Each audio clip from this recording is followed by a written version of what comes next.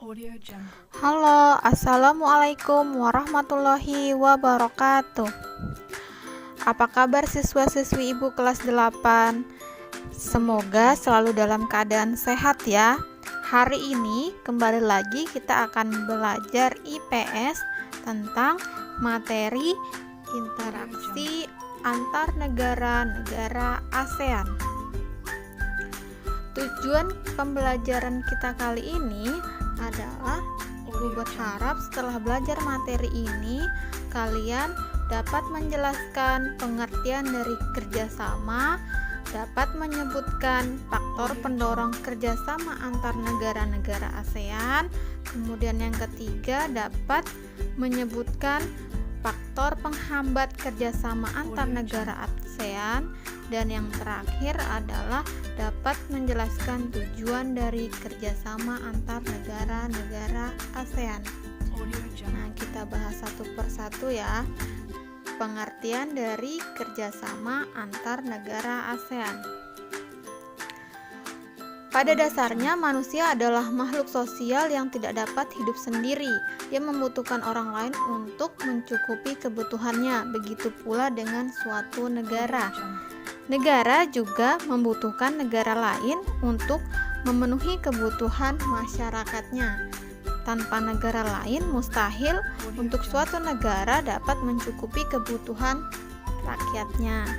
Kemudian yang B, faktor pendorong kerjasama antar negara ASEAN. Yang pertama ada persamaan dan perbedaan sumber daya alam.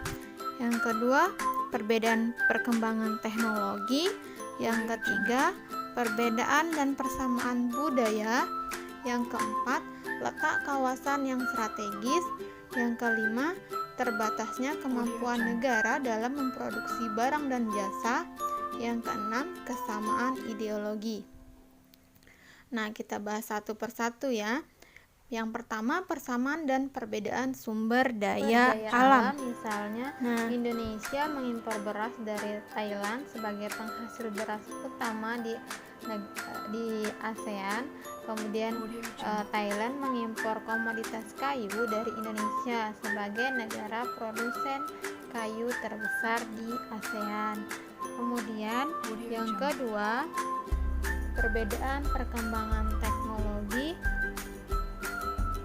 Kerjasama dalam mengembangkan teknologi harus terus dilanjutkan dan ditingkatkan antara negara-negara maju dan negara-negara berkembang. Contohnya saja Indonesia yang merupakan negara berkembang membutuhkan negara maju untuk teknologinya. Misalnya saja seperti kita menggunakan handphone, kemudian sepeda motor, terus televisi dan alat-alat elektronik lainnya. Kita membutuhkan negara lain untuk mengimpor teknologi-teknologi tersebut. Kemudian yang ketiga, perbedaan dan persamaan budaya. Budaya merupakan salah satu ciri khas suatu negara. Corak hidup sehari-hari penduduk suatu negara identik dengan corak budayanya. Nah, misalnya saja Indonesia, Malaysia, Singapura, dan Brunei Darussalam memiliki kesamaan budaya, yaitu budaya Melayu. Nah, persamaan ini mendorong adanya kerjasama dalam rangka melestarikan budaya Melayu. Kemudian yang keempat, letak kawasan yang strategis. Kawasan Asia Tenggara menjadi jalur lalu lintas yang sangat ramai karena letaknya yang sangat strategis. Terdapat sisi positif dan negatifnya. Sisi positifnya adalah mempercepat perkembangan di segala bidang kehidupan, ataupun sisi negatifnya adalah terjadinya berbagai konflik atau sengketa regional. Kemudian yang kelima, terbatasnya kemampuan negara dalam memproduksi barang dan jasa, terutama negara yang jumlah penduduknya besar seperti Indonesia. Kemampuan untuk memenuhi semua kebutuhan itu terbatas. Penyebabnya adalah kurangnya atau tidak memilikinya sumber daya atau teknologi. Kemudian Kemudian yang terakhir, kesamaan ideologi. Nah, negara-negara yang memiliki kesamaan ideologi dapat terdorong untuk melakukan kerjasama, contohnya NATO dan Warsaw Pakto. Kemudian yang C, faktor penghambat kerjasama antar negara-negara ASEAN, yaitu perbedaan ideologi, konflik dan peperangan, kebijakan protektif, dan perbedaan kepentingan tiap-tiap negara. Nah, yang pertama, perbedaan ideologi. Perbedaan ideologi dapat menghambat kerjasama antar negara ASEAN, tapi hampir tidak ada negara yang menutup diri dari kerjasama antar negara ASEAN karena setiap negara sadar mereka membutuhkan negara lain untuk memenuhi kebutuhan rakyatnya. Kemudian yang kedua, konflik dan peperangan. Kondisi politik dan keamanan suatu negara tidaklah sama.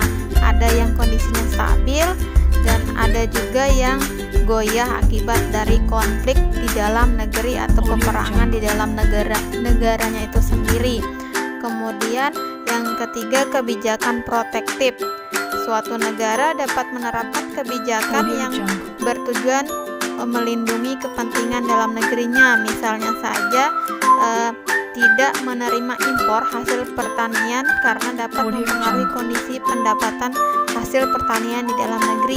Contohnya Indonesia kan mengimpor beras dari Thailand. Nah, pada suatu ketika Indonesia misalnya menghasilkan beras, petani Indonesia menghasilkan beras yang sangat banyak, maka Indonesia menyetop impor beras dari Thailand supaya harganya beras itu tidak murah, karena jika barangnya itu banyak atau berasnya itu banyak maka harganya akan murah, jadi petani Indonesia akan rugi.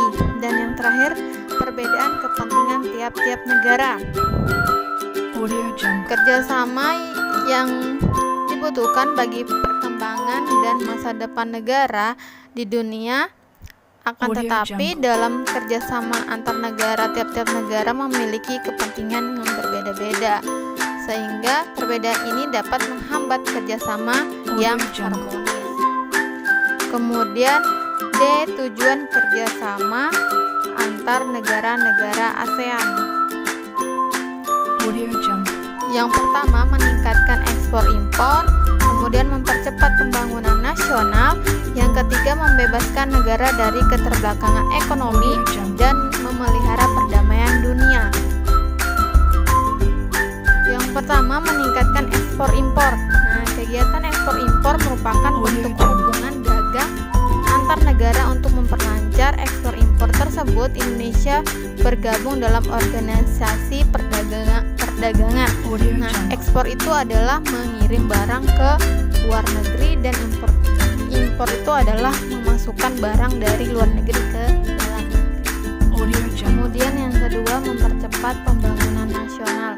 Melalui kerjasama ekonomi antar negara berguna untuk mendapatkan modal dan bantuan dana dalam pembangunan.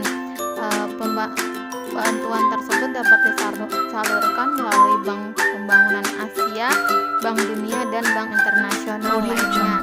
Kemudian yang ketiga, membebaskan negara dari keterbelakangan ekonomi. Pertumbuhan ekonomi tiap-tiap negara itu berbeda, sehingga kerjasama antar negara diharapkan mampu mengurangi ketertinggalan melalui pemberian bantuan modal atau dana, kemudian teknik dan sumber daya manusia yang ahli. Nah, yang terakhir yaitu memelihara perdamaian dunia. Untuk mewujudkan perdamaian dibutuhkan peran aktif dari semua negara di dunia. Perdamaian dunia dapat terwujud melalui kerjasama antar negara. Nah, demikianlah pembelajaran kita hari ini. Semoga dapat kalian pahami, dan silakan baca-baca LKS-nya untuk menambah wawasan. Sekian, terima kasih. Wassalamualaikum warahmatullahi wabarakatuh.